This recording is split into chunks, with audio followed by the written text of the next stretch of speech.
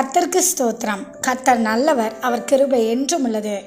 இந்த நாளுக்காக எடுத்துக்கொள்ளப்பட்ட வேத வசனம் மார்க் 1 அதிகாரம் 40 வசனம் முதல் 42 வசனம் வரை.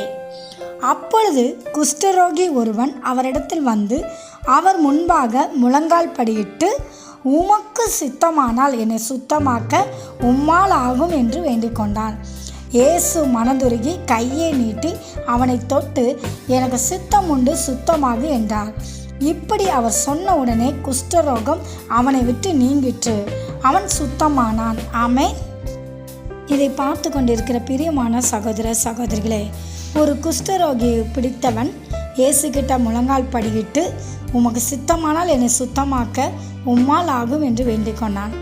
இயேசு கிறிஸ்து எனக்கு சித்தம் உண்டு, சுத்தமாகு என்றார். அப்பொழுதே அவன் குஷ்டரோகியம் அவனை விட்டு நீங்கிட்டு. இதே போல தான் இதை பார்க்குற நீங்கள் யாராச்சும் எப்படிப்பட்ட வியாதியாக இருந்தாலும் பரவாயில்ல, இயேசு கிறிஸ்துவை முழுமையாக விசுவாசித்து நீங்கள் அவரிடம் கேட்கும்போது, என்னை சுகமாக்க உமக்கு சித்தம் உண்டு, என்னை சுத்தமாக்குங்க என்று நீங்கள் கேட்கும்போது விசுவாசத்தோடு கேளுங்கள். கர்த்தர் நிச்சயமாக உங்களையும் அவர் தொட்டு சுகமாக்க இன்றைக்கு வல்லமை உள்ள தேவனாக இருக்கா. இன்றைக்கு உங்களுக்கு விடுதலை தருவார். ஆமென்.